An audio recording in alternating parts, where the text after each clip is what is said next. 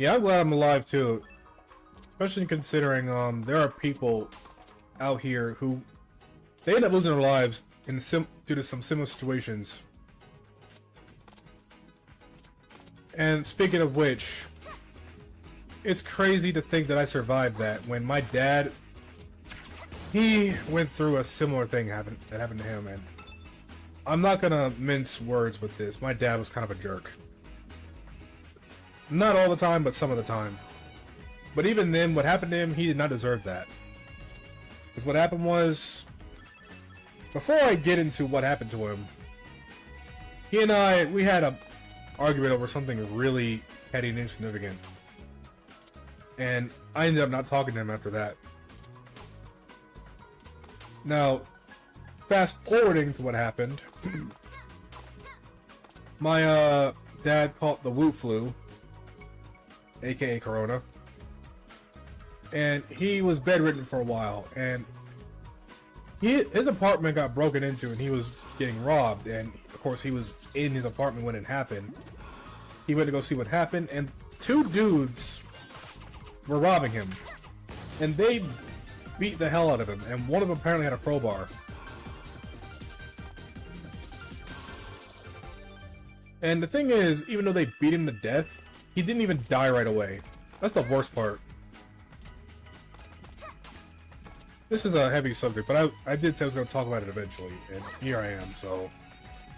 But yeah, he was in a coma for a while, and he, at one point, was doing better. Until he wasn't. And the messed up part is, the night before he died, I had a revelation about how when I've seen a bunch of like cartoons, movies and stuff where characters think they're gonna die and stuff, and so they wanted fulfill or like final requests or whatever, so they can be at peace when they die. And among those things, of course, is like, you know, hashing things out with whoever they've wronged in the past. Now, back when I used to see all that, right, I didn't really put much thought into it. But now I get it, because I was thinking from my dad's POV, right?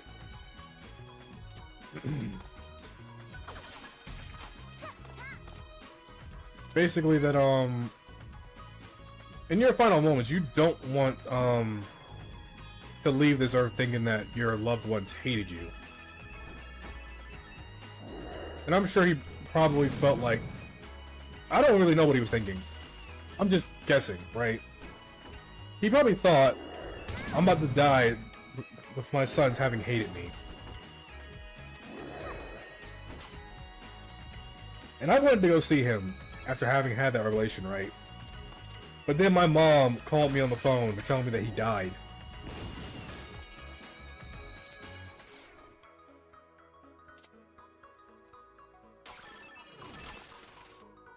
That hurt. I didn't hear that. It did. Because like I said, my dad, he was an a-hole, right? But that was only at the worst of times. He's not an a-hole all the time. It's just, you know, he gets in those moments where that's the person he turns into, but he's not a bad guy, for real. At least he wasn't.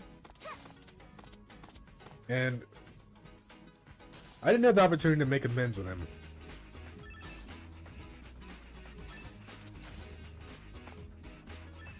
So that kind of weighs heavily on me, especially considering when I went to his funeral, my aunt, his sister, talked about how she had a falling out with my dad over something petty. And I felt that, because that's what happened with me and him. The difference is, they got to resolve things. I didn't get that that closure. Because two assholes decided one day to rob a sick 61-and-a-half-year-old man. Granted, he was 61-and-a-half on the day of his death. A sick 60-year-old man, take everything that of worth of his. So they thought he was an easy target. My dad was a big dude. He was like 6 foot something, heavy set. So yeah, of course it took 2 dudes with a crowbar to take him out. While he was sick, no less. Bunch of cowards. But yeah. I was not the same after that.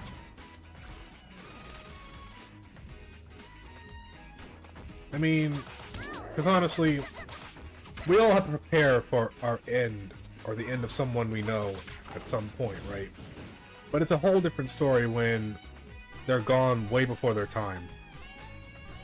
And due to some tragic and avoidable circumstances.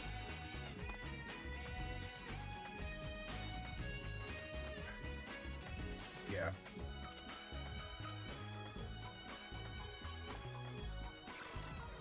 Had my dad survived, he and I would have had the same testimony in that we survived some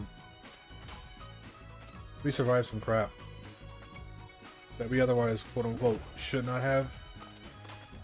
But here I am, I'm the one who can tell that story while he's the one in the ground right now.